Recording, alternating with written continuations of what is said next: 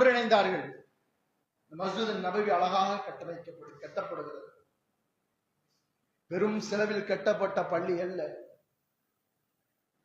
குறைந்த செலவில் கட்டப்பட்ட பேரிச்சம்பரத்தினுடைய கூரைகளை கொண்டு நெய்யப்பட்ட அந்த பள்ளிவாசல் அந்த மண்ணிலே முதலில் கட்டி எழுப்பப்படுகிறது. அன்புக்குரியவர்களே, இந்த பள்ளிக்கான இடத்தை வாங்குவதற்கான பொருளாதாரம் யாருடையது?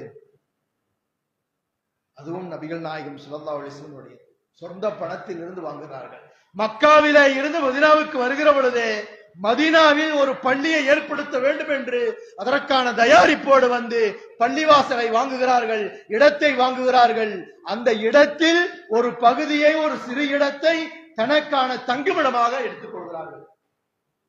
வரலாறுகளிலே நாம் கேள்விப்படுகிறோம், அல்லாஹ்வின் தூதருடைய வீடு, தன்னுடைய துணைவியார் உறங்கிக் கொண்டிருக்கிற நேரத்தில் அல்லாஹ்வின் தூதர் தொழுவார். அவர் சுஜூதுக்கு செல்லுகிற பொழுது தன்னுடைய கரத்தால் அவருடைய காலை தொடுவார், அவருடைய காலை அவர் குறுக்கிக் கொள்வார்.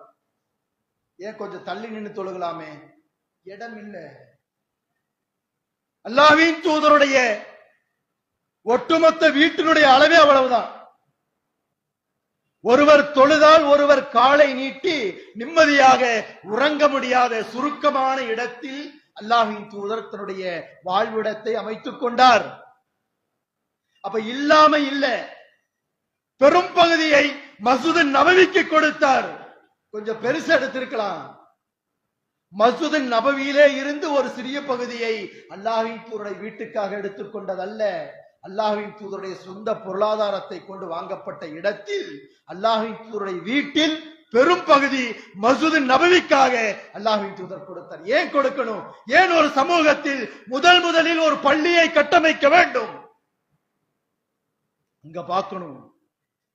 மஸ்ஜித் நபவியை நாம் திரும்பி பார்க்கிற பொழுது எண்ணற்ற படிப்பினைகள்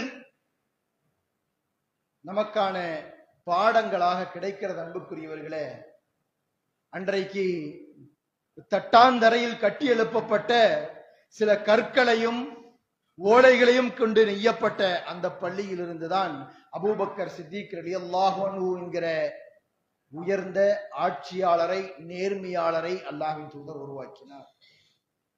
உமர் ரலியல்லாஹு அன்ஹு என்று சொல்லப்படுகிற இந்த உலகத்தில் செங்கோல் ஆட்சி நிகழ்த்தி காட்டிய உலகத்தின் மிகச்சிறந்த ஆட்சியாளர்களில் ஒருவர். உலகம் இன்று வரை அவர் நடத்திய ஆட்சிகளில், அவர் செய்து முடித்த காரியங்களிலே இருந்து பாடங்களை படித்துக் கொண்டே இருக்கிற அளவிற்கு